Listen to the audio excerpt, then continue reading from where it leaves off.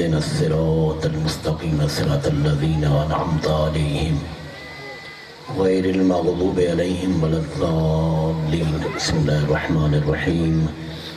قل هو الله أحد الله الصمد لم يلد ولم يولد ولم يكن له كفوا أحد. بسم الله الرحمن الرحيم. قل هو الله أحد الله الصمد لم يلد ولم يولد ولم يكن له كفوا أحد. بسم الله الرحمن الرحيم.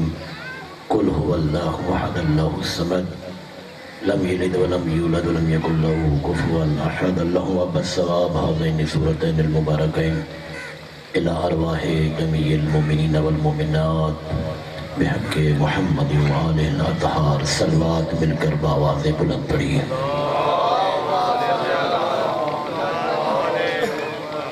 صلوات یقیناً سب کو آتی ہے، عبادت سمجھ کر بآواز بلند صلوات پڑھیے. نعرہ تکبیر. خالق کا نام بہت بلند ہے. نعرہ تکبیر، نعرہ رسالت، نعرہ رسالت، نعرہ حیدری، نعرہ حیدری. حسینیت، حسینیت، یزیدیت، یزیدیت. مل کر بآواز بلند صلوات پڑھیے. اللہم صلی اللہ. ماشاءاللہ لا حول ولا قوة الا باللہ العلی العظیم. اعوذ باللہ من الشیطان الرجیم. بسم اللہ الرحمن الرحیم. الحمدللہ من اول دنیا الى فنائها ومن الآخرة إلى بقائها. الحمد لله الأول بلا أول كان قبله والآخر بلا آخر يكون بعده. الحمد لله الذي نور قلوبنا ببداية أمير المؤمنين علي بن أبي طالب. الحمد لله الذي شرفنا وكرمنا ببدايته وجعل إكمال الدين وإتمام النعمة ولم يجعلنا من الجاهدين والمكذبين والمنكرين. الصلاة والسلام على سيدنا ومولانا حبيب قلوبنا وطبيب نفوسنا حبيب إله العالمين أبي القاسم المصطفى محمد وعليه الطيبين الطاهرين المعصومين المنتجبين المنتخبين المخدومين الذين أذهب الله عنهم الرجس وطهرهم تطهيرا. لا سيما على بقية الله الأعظم الحجة ثاني عشر الذي بوجوده ثبتت الأرض والسماء وبيمنه رزق الورى واللعنة دائمة على أعدائهم أجمعين من يوم عداوتهم إلى قيام يوم الدين. أما بعد فقد قال الله الحكيم في القرآن الكريم. بسم الله الرحمن الرحيم. يا أيها الذين آمنوا إن تتقوا الله يجعل لكم فرقانا ويكفر عنكم سيئاتكم ويغفر لكم والله ذو الفضل العظيم. وقال أمير المؤمنين علي بن أبي طالب نور قلبك بالصلاة في الظلم. صلوات بآواز بلند.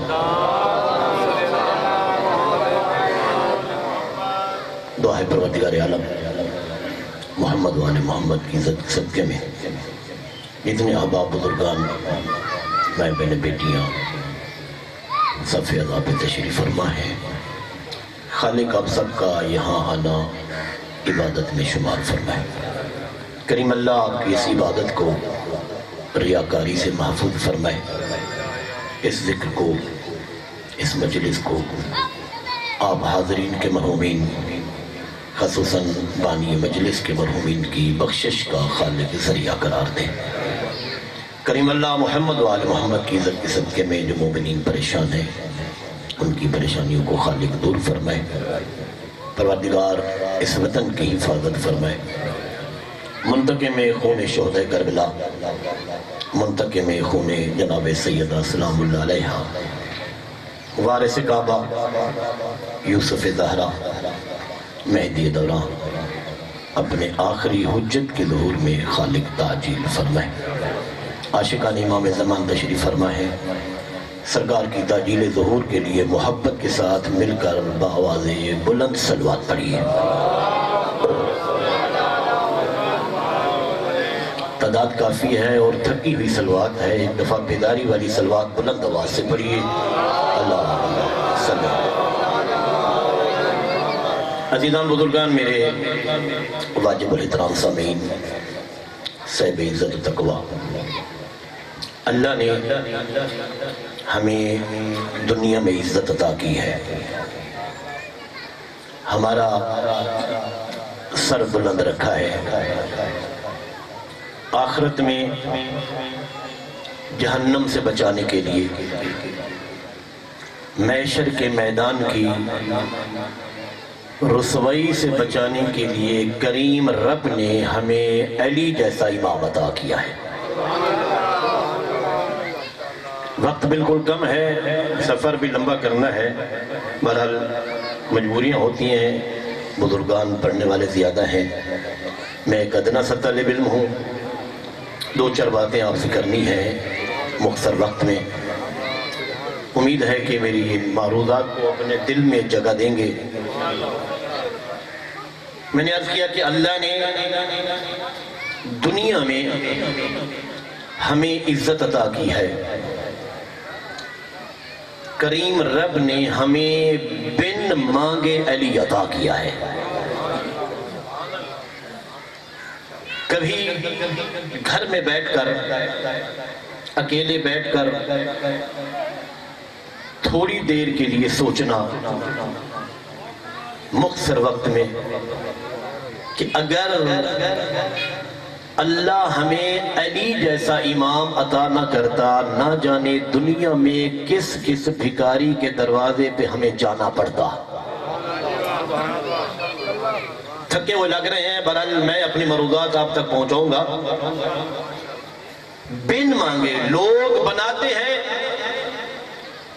اور پھر ان میں جرت نہیں ہے کہ اپنے بنائے ہوئے کے اجتماع میں نام لے سکیں۔ ایک دن بنایا، دوسرے دن اس میں عیب نظر آتے ہیں، کئی عیب نظر آتے ہیں۔ بنا کر عیب نکالنا ان میں ہوتا ہے جنہیں بنانے والے اس جیسے ہوں۔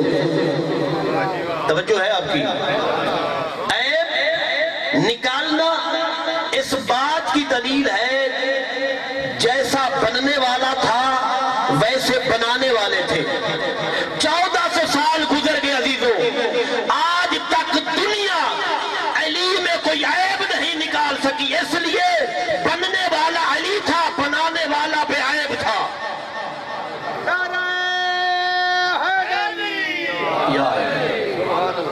نہیں، ایسے ماحول میں تو مجلس ہوتی نہیں، بہرحال مجبوری میں میں پڑھ رہا ہوں۔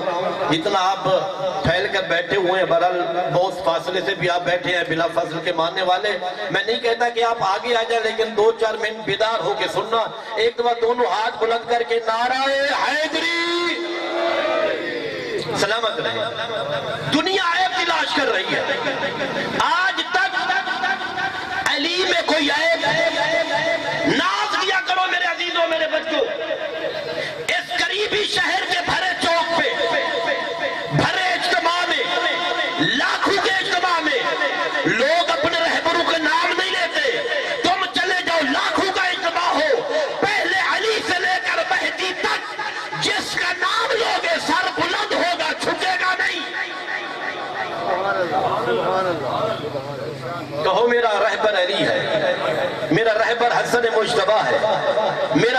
حسین مظلوم کربلا ہے. سر بلند ہوگا, جھکے گا نہیں, اور ناز کیا کرو اللہ نے مجھے وہ رہبر عطا کیے, وہ عظیم ہادی عطا کیے, جن کا پہلا رہبر کعبے کے اندر آیا, آخری کعبے کی چھت پہ آئے گا. یہ ناز اللہ نے ہمیں دیا, یہ عزت اللہ نے ہمیں عطا کی. میں ایک حدیث سنانا چاہتا ہوں جو وقت ہے, پہلے اس سے دو جملے سن لیں. ہمارے بھائی اہل سنت نے علی کے فضائل لکھے, لیکن علی کو صحابہ کی فہرست میں لکھا. علی کو صحابہ کی فہرست میں لکھا. یہ 2 سال پہلے کی اسلام بنیاد اسلام بل پاس ہوا تھا, لیکن الحمدللہ ہمارے بزرگان کی محنت قید محترم, خدا ان کو طول عمر عطا فرمائے, ان کی ہمت اور قوت سے آج اس بل کا نام ہی نہیں ہے. اور بنیاد اسلام بل تھا جس میں لکھا گیا کس کو علیہ السلام کہنا ہے, کس کو رضی اللہ کہنا ہے. یاد ہوگا آپ کو میرا سلام اس وقت کی قومی اسمبلی کی ایک خاتون نصرت پٹھان, اس نے قومی اسمبلی میں مسئلہ اٹھایا کہ پنجاب اسمبلی میں بیٹھنے والے اتنی جہل ہیں جنہیں یہ بھی پتہ نہیں رضی اللہ کے ان کو کہنا ہے, علیہ السلام کے ان کو کہنا, یہ اس کے لفظ ہے.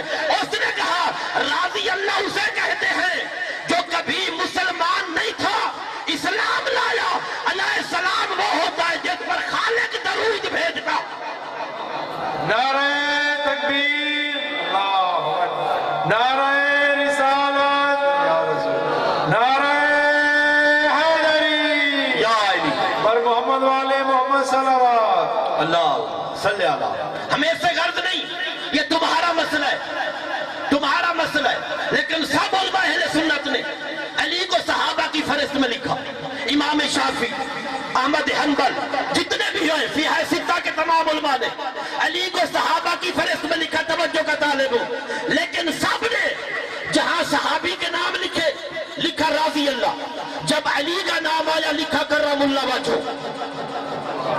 تھکے ہوئے لگ رہے آپ, لکھا کرم اللہ وجہہ. میں نے ہاتھ باندھ کے دست بستہ گزارش کی کہ جب علی ہے صحابہ میں وہ سب رضی اللہ, اکیلا علی کیوں کرم اللہ, وہ سارے رضی اللہ, اکیلا علی کرم اللہ کیوں. ان کی کتابیں بھری ہوئی ہیں, وہ جواب دیتے ہیں وہ رضی اللہ اس لیے کہ زندگی کے کسی حصے میں وہ بت پرست رہے, اسلام لائے, رضی اللہ بن گئے. اکیلا علی ہے جس کی پیشانی کبھی بتوں کے آگے جھکی نہیں ہے. پانچ علی, پانچ نعرہ, سوا لاکھ نعرہ حیدری. اکیلا علی جس کی کبھی پیشانی بتوں کے آگے نہیں جھکی. پھر آئے مل کر گزارش کرتے ہیں دست بستہ, ہمیں بتائیے جب علی ہے صحابہ میں, علی ہے صحابہ میں, میں کہا کرتا ہوں کبھی بھی کسی صحابی کو, ریکارڈنگ ہو رہی ہے, لائیو شیئر چل رہی ہو, جملات کر رہا ہوں, کبھی بھی کسی صحابی کو جتنا بھی بلند ہو ہمارے لیے محترم ہے, لیکن یاد رکھنا جتنا بھی بڑا صحابی ہو کبھی کسی کو علی کے مقابلے میں نہ لے آنا, علی کے مقابلے میں نہ لینا. کیوں؟ نبی نے کہا, ہماری کتابوں میں یہ حدیث شاید نہیں ہے, ابھی تک میرے مطالعے میں بھی نہیں گزری. ہمارے برادران اہل سنت یہ حدیث پڑھتے ہیں الصحابی کا نجوم, صحابی ستاروں کی مانند ہے. میں نے کہا اسی حدیث سے تمہیں اندازہ نہیں لگتا کہ صحابی اور علی میں کتنا فرق ہے. جو ستاروں کی مانند ہو وہ صحابی ہوتا ہے, اور جس کے گھر ستارے اترے اسے علی کہتے ہیں.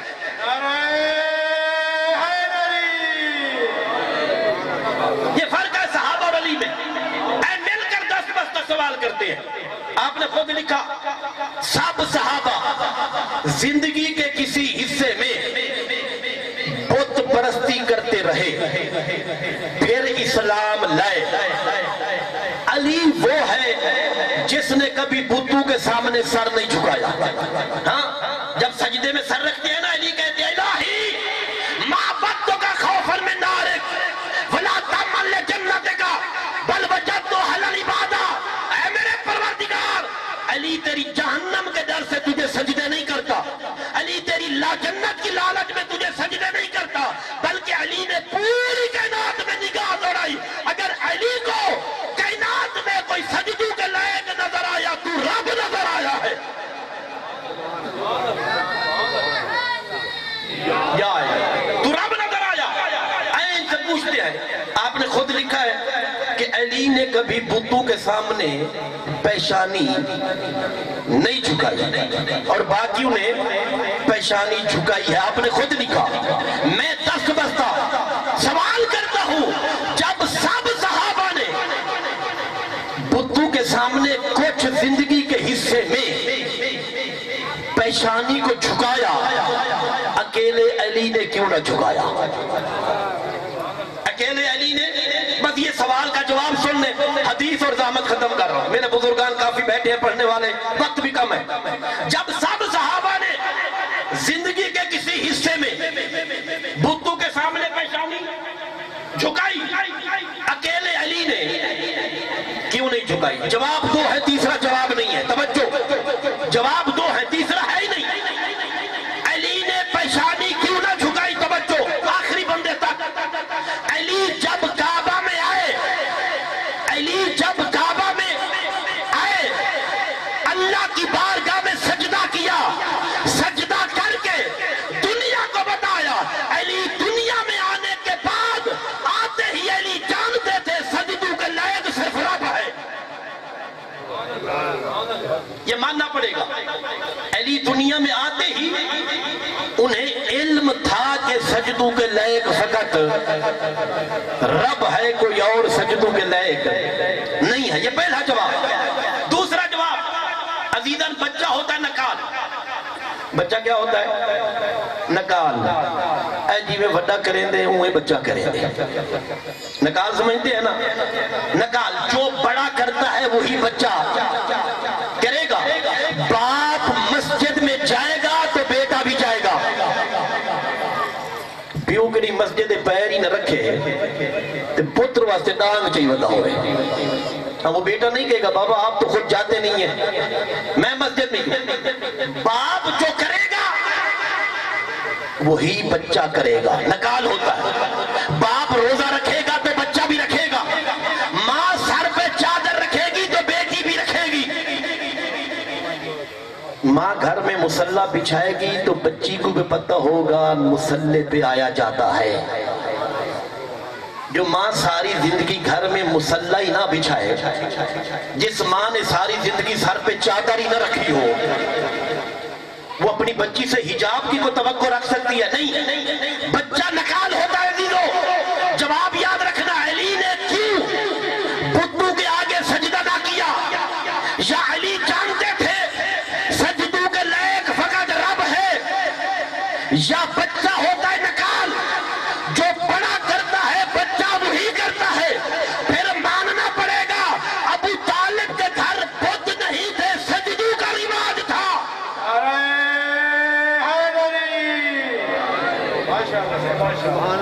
ابو طالب کے گھر سجدوں کا رواج تھا. بس عزیزو ایک حدیث اور زحمت ختم، کیونکہ وقت اتنا ہے میں بزرگوں کو زیادہ انتظار نہیں کرانا چاہتا. عزیزو علی کا شیعہ، ابھی قبلہ فرما رہے تھے کردار سے پہچانا جاتا ہے. علی کا امیر المومنین کی زبانی مولا نے اپنے شیعوں کی نشانیاں بتائی. شیعوں کی نشانیاں بتائی. پوچھا یا امیر المومنین آپ کا شیعہ کیسے ہونا چاہیے؟ توجہ ہے آپ کی؟ تھکے تو نہیں ہے نا؟ صرف ایک حدیث سنا لیے بس. آپ کا شیعہ کیسا ہونا چاہیے؟ مولا فرماتا ہے میرے شیعہ کی چند نشانیاں. پہلی نشانی میرے شیعہ کی یہ ہے کہ کبھی میرے شیعہ کے دسترخوان پر حرام کا لقمہ نہیں آتا. میرے شیعہ کے دسترخوان پر حرام کا لقمہ نہیں آتا. اور امیر کائنات فرماتے ہیں، توجہ کرنا ہے اس جملے پر، مولا فرماتے ہیں اگر تم چاہتے ہو تمہارے بچوں کے دل میں علی کی محبت راسخ ہو جائے، اگر تم چاہتے ہو تمہارے بچے محب علی بنے، اگر تم چاہتے ہو تمہارے بچے علی کے شیعہ بنے، تمہارے بچوں کے دل میں علی کی محبت راسخ ہو جائے، مولا فرماتا ہے پھر کبھی اپنے بچے کے شکم میں حرام کا لقمہ مت بھیجنا. جس کے شکم میں حرام کا لقمہ چلا گیا اس دل میں علی نہیں آتا. اس دل میں وضاحت کر سکتا ہوں، وقت نہیں ہے، اس دل میں علی نہیں آتا. شیخ احمد اردبیلی ایک سیب کھا بیٹھے، مشہور واقعہ ہے، ایک سیب کھا بیٹھے، پانی میں بہتا ہوا سیب کھا لیا. کھانے کے بعد سوچا کہ یہ تھا تو میرا نہیں، اس کا مالک تلاش کروں. جہاں سے پانی آ رہا تھا چل پڑا، باغ کے پاس پہنچا. ایک شخص کھڑا ہے، یہ سیب باغ تیرا ہے میرا ہے؟ کہا تیرا سیب کھا بیٹھا ہوں، حلال کر دو. حلال، علی کا شیعہ کر رہا ہوں کیسا ہونا چاہیے، حلال کر دو. کہ میں مالک اکیلا نہیں، ہم دو بھائی ہیں، آدھا میں ہوں اور آدھے کا مالک میرا بھائی. وہ کہا ہے کہ وہ نجف رہتا ہے. کہ چلو تو اپنا حصہ معاف کر دے، وہ جانے اور میں جانے. صلوات پڑھیے مل کر ایک دو آوازیں بلند. نہیں یہ تو بعد والوں کو بھی پریشان کر رہے ہیں صلوات پڑھ کے. ایک بار بیدار ہو کر صلوات پڑھیے.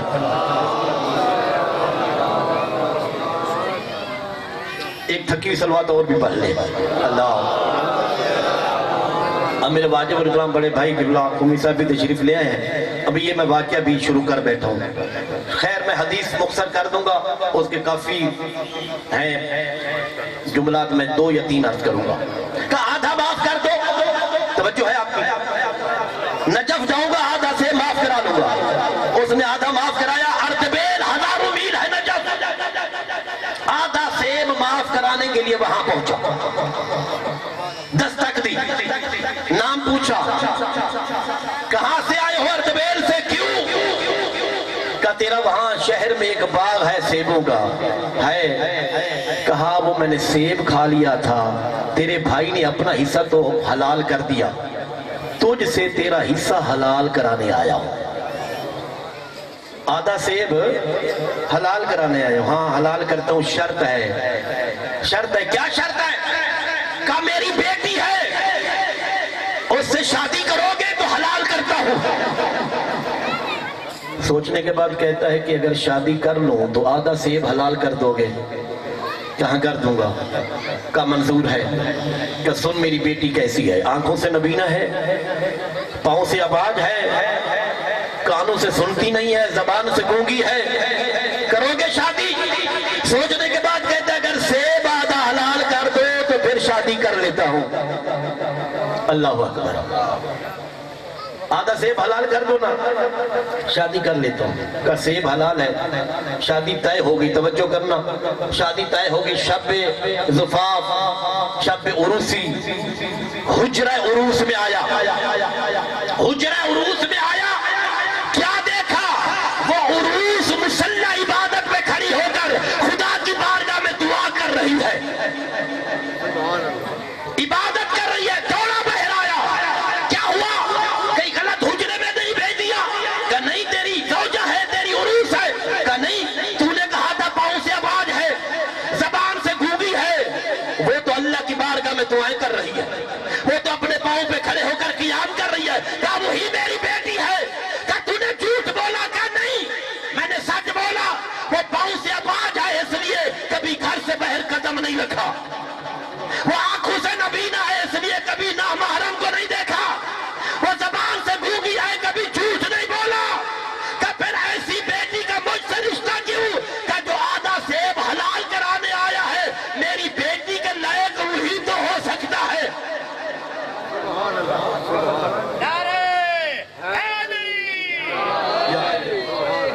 وہی تو میری بیٹی کے لائق ہو سکتا ہے. جب زوج اور زوجہ ایسے ہوں تو پھر بیٹے مقدس اردبیلی جیسے پیدا ہوتے ہیں. اللہ اکبر. حلال. امیر کائنات فرمایا میرا شیعہ کبھی اس کے دسترخوان پر لقمہ حرام نہیں جاتا. لقمہ حرام کبھی نہیں جاتا. بس عزیزو یہی پہ ختم کر رہا ہوں، صرف 2 منٹ مجلس کی تکمیل کے لیے. حدیث کو میں نے چھوڑ دیا، قبلہ کو میں زیادہ انتظار نہیں کرانا چاہتا، وقت بھی بہت کم ہے، سفر لمبا ہے. اللہ آپ کو جزائے خیر دے. آپ کے اور میرے امام پردہ غیب میں رو کر کہتے ہیں میرا سلام ہو اس دادی زینب پر جو جلتے ہوئے خیموں سے باہر آئی. اجر و قبل اللہ. اپنے وقت کے اندر قبلہ کو زحمت نہیں دینا چاہتا. میرا سلام ہو اس دادی پر جو جلتے ہوئے خیموں سے، اور میری بیٹیاں میری بہنیں پردے میں بیٹھی ہیں، اللہ آپ کے پردوں کو سلامت رکھے. بہت محبت تھی علی کی بیٹی کو چادر سے، بہت محبت تھی.